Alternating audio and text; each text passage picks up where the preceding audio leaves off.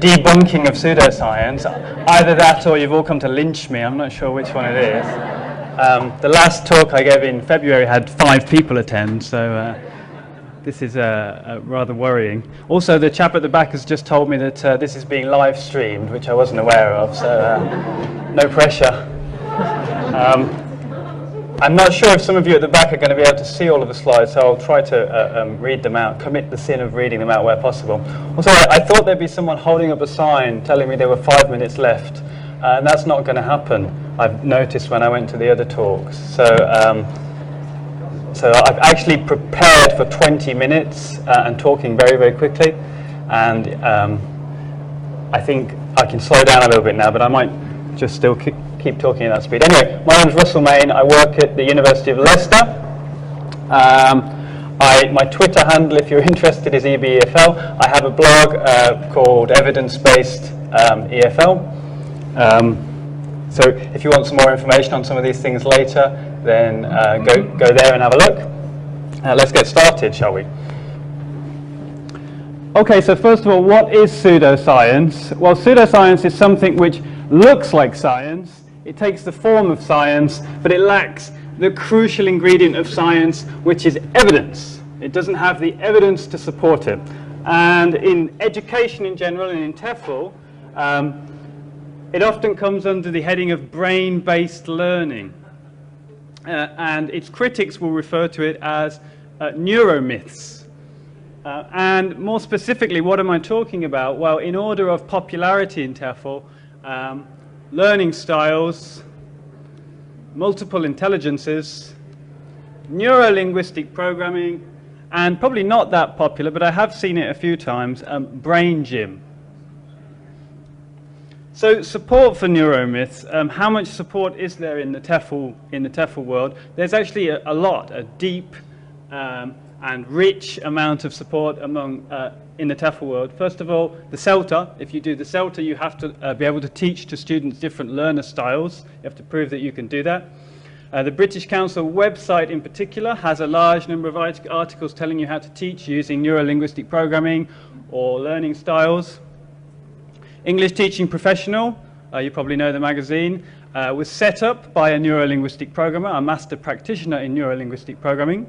And 2 of the board who check articles are neuro-linguistic programmers. And also humanistic language teaching, which is run by pilgrims. They run courses teaching you how to teach using multiple intelligences or neuro-linguistic programming. You can do a course, a 2-week course. It costs you £1,000, and you can learn how to teach through these. IATEFL Voices, I've seen occasionally, has articles in there. The ELT 2004 had an article on using NLP in the classroom, and had an article recently, which I'll show you, which talked about learning styles. IATEFL itself, there are talks you can go to here this week if you're interested, talking about how to use neuro-linguistic programming. Mario Involucri, he is a master practitioner, I believe, in neuro-linguistic programming, and he's written a book on using NLP in teaching. Herbert Puchta, who was the ex-president, I think, of IATEFL, he's written a book on how to use multiple intelligences in teaching. Marjorie Rosenberg, who's the president, the coordinator of the Business SIG, she's written a book recently on how to use learning styles in teaching. Jim Scrivener includes it in his book on classroom management. And he does though say we should take them with a pinch of salt, so he is slightly critical of them, but he does include quite a large section on how to use them. Jeremy Harmer seems to be quite a fan of them in his book. And Brian Tomlinson says, when we write materials for students, we should think about their learning styles. And Richards and Rogers include sections on multiple intelligences and neuro-linguistic programming, though they are somewhat critical. So the question is, why are they so popular? I think there are a few reasons, actually. They sound intuitive and plausible. When someone tells you that everybody learns in a different way, that sounds pretty reasonable. We think, yeah, that's true. That sounds possible. They're seemingly learner-centric. So as a reaction against traditional methods where students were seen as these things that you just filled with language, this seems to personalize students. Okay? They seem, as I said, they seem personal in the same way that horoscopes do.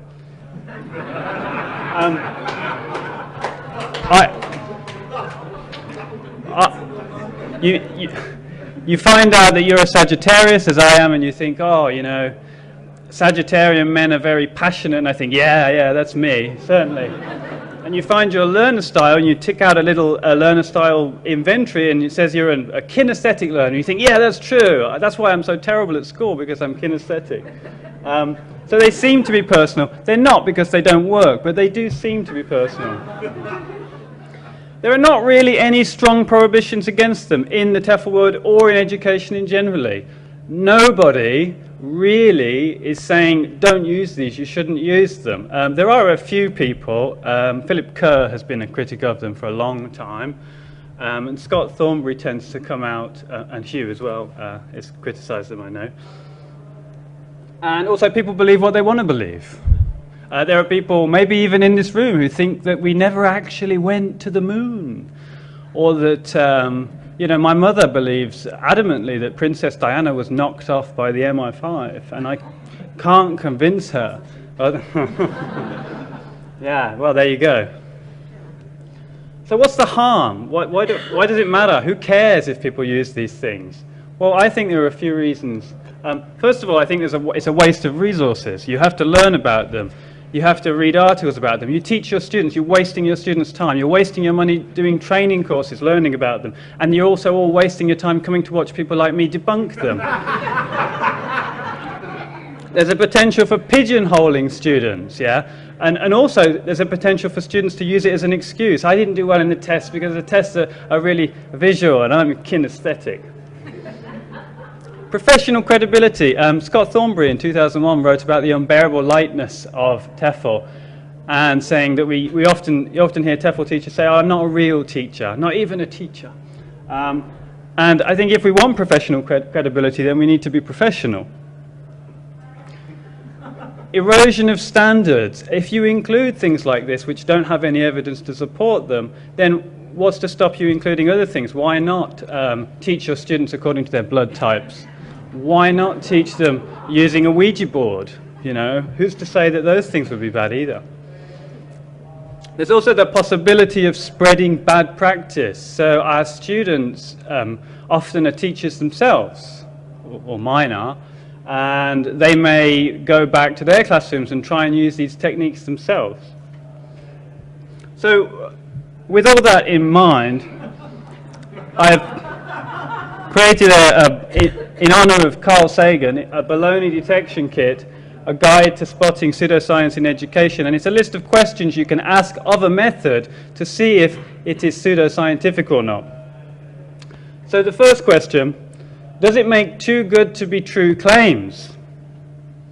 So for example, Brain Gym, if you go to the Brain Gym website, it can help students to learn anything faster and more easily, perform better at sports, be more focused and more organized, start and finish projects with ease, and reach new levels of excellence. It sounds fantastic.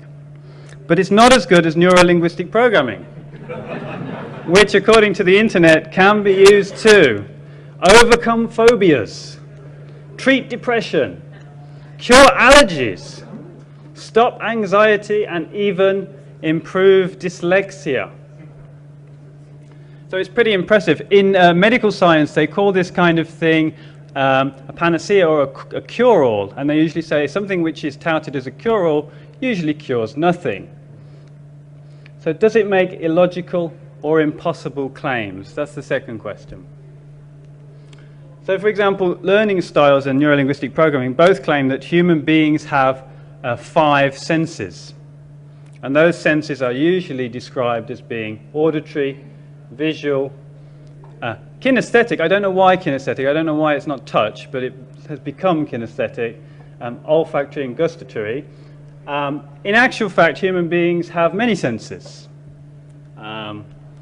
Thermoception, for example, the sense of temperature. We can regulate our body temperatures. I'm not going to try and pronounce the second one, but the sense of pain. and chronoception, the sense of time. So the idea that we have 5 senses is actually not true. And I've always thought it odd that we never have any gustatory learners who have to kind of taste everything in order to learn. It doesn't really make sense when you think about it. Here's another one which seems plausible but is actually illogical when you look at it. Brain gym activities enable students to access those parts of the brain previously inaccessible to them. Now this... Well, I think I'd rather have Heineken-based lessons. We've all heard the idea or the myth that we only use 10% of our brains. You have to wonder why we would have an organ which we only use 10% of, but this is something a lot of people believe. If you actually talk to a cognitive scientist, though, you will find out that there is no evidence whatsoever that any part of the active brain goes unused. Even when resting, there is brain activity. We don't need brain gym to make this happen. It happens naturally. So the idea that you can activate previously unused parts of the brain is just not true. Next question. Does it make claims that are vague or hard to test? So if I tell you I'm going to improve your IELTS score by 0.5 or I'm going to teach you 100 new words, you can test whether or not I've done that. It's quite straightforward. Often with pseudoscientific claims, it's a little bit more vague. So this is from the Pilgrim's Multiple Intelligences course, and it tells you can teach through art and music, develop creative thinking skills, use the brain's potential more fully, you can raise student self-esteem. Now what's interesting about this is the first one, teaching through art and music, that's quite measurable. You can measure that quite easily. When you did this course, did you learn to teach through art and music? Yes or no? It's quite simple. Raising student self-esteem, you're into a little bit more questionable territory there. Okay? How do you measure self-esteem? Has it been raised? Do people think it's been raised? It starts to get a bit more questionable. And again we see using the brain's potential more fully. And as I said with the last slide, we're already using our brains pretty much as fully as we can. Brain gym again claims that as children integrate brain gym throughout their days, they will take on the experience of personal wholeness and self-esteem that will support them throughout their lives. Again, it's not really a very concrete claim. You can't really pin that down. Personal wholeness, I'm not entirely sure I know what that is. Does it use a lot of confusing, sciencey sounding terms? Well, if we look at all the different learning styles, instruments there are, and Cofield et al. Counted 80, then we've got convergers, divergers, holiest serialists, activist reflectors, left brainers, right brainers, etc., etc., etc. It does start to get quite complicated. However, it's nothing compared to neuro-linguistic programming. The name itself is particularly interesting. It has nothing to do with neuroscience, nothing to do with linguistics, and nothing to do with computer programming. The people who practice it don't seem to mind this, though. If you do get into neuro-linguistic programming, you'll learn all of these wonderful and exotic terms. I can't even get started on these. But it is very sciencey sounding. Next question, and perhaps the most important question, does it have little or no scientific credibility? So learning styles, Paschler has described it as having a lack of credibility of evidence for its utility. Rod Ellis, second language acquisition, it's not clear that any useful generalizations can be based on the research taken to date. Hattie, Visible Learning, 2009. It's hard not to be skeptical of the claims of learning styles advocates. Cofield, and they studied 80 different learning style instruments. We advise against any intervention based on learning style instruments. And Thornbury recently, 2010, called them a convenient untruth, which I think was quite good. It's convenient for students, it may be useful for them, but not true. Neuro-linguistic program has been repeatedly attacked for the last 30 years, but continues living on in a kind of zombie form. Rodriguez Davis says it has no credible basis in neuroscience. Outmoded view of the relationship between cognitive style and brain function. a series of unsubstantiated speculations about how the human mind works. Under-investigated and narrowly focused on sensory experience. This is Thornbury again. And actually, Thornbury comes out pretty well. He's usually pretty good at spotting these things. And my favorite by Devley, they tested some of the claims of NLP, and they said that the tests shed such a poor light on the practice that researchers began questioning the wisdom of researching any further. Brain gym isn't that widely used, but there have been a few tests, and none of them found a significant improvement in general academic skills. And this is from Sense About Science, a really great website if you can have a look at that. Multiple intelligence has been criticized by a number of people. It's more of a model than anything else. The most interesting critic is Howard Gardner. And if you don't know who Howard Gardner is, he's the guy who invented it. And he's not very happy about the way that it's been used in a lot of teaching contexts. And this is a quote from him that I will read out. "I'm leery of implementations such as believing that going through certain motions activates or exercises specific intelligences. I once watched a series of videos about multiple intelligences in the schools. In one video after another, I saw youngsters crawling across the floor with the superimposed legend, bodily kinesthetic intelligence. I said, that's not bodily kinesthetic intelligence, that's kids crawling across the floor. And I feel like crawling up the wall." In fact, Howard Gardner actually intervened in Australia and got a school to stop using his multiple intelligences in the classroom because he didn't agree with the way they were being used. However, the very last episode of English Teaching Professional, I saw an article telling TEFL teachers how to use them in your classroom. So I think there's a bit of a problem here. And then the last question, is it contrary to evidence? Is contrary evidence ignored by supporters?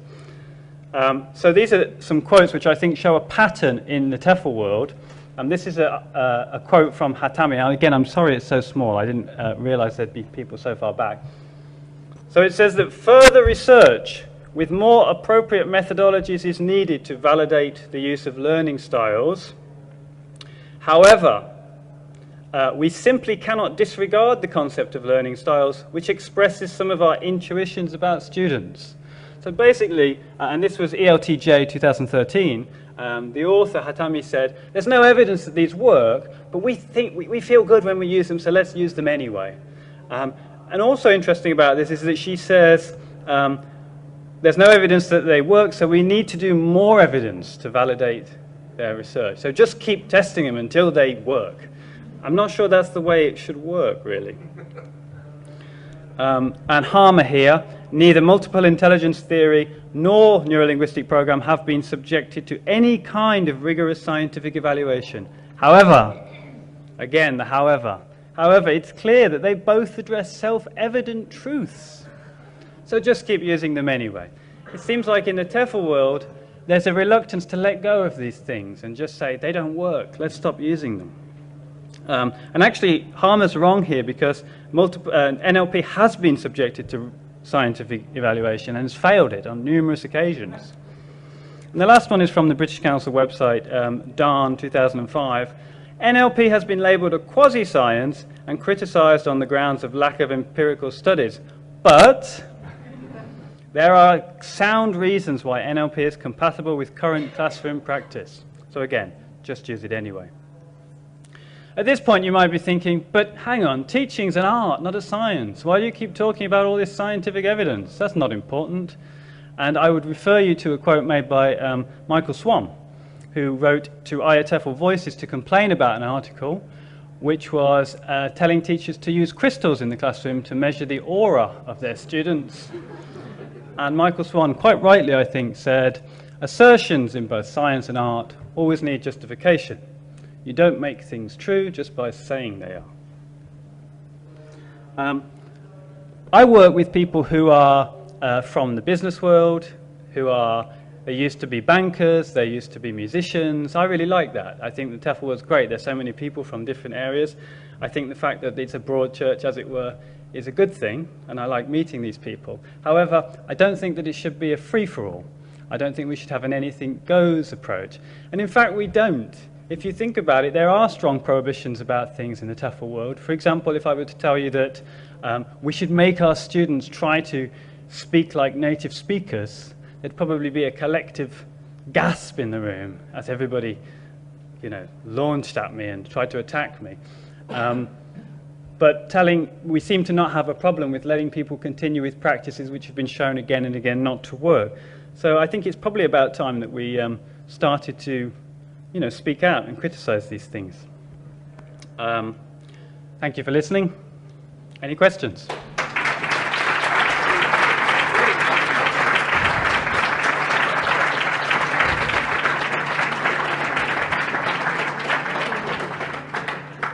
Exactly 20 minutes. Well, yes. Before, but I'll ask you now again. Yeah. Shouldn't you turn this to communicative approach now? Yeah, so the question over there was a very good question, and one that I think about regularly. Why isn't communicative language teaching included in this list? And yeah, sure. Blogging about evidence-based EFL is quite a kind of difficult task because there often seems to be so little evidence for anything.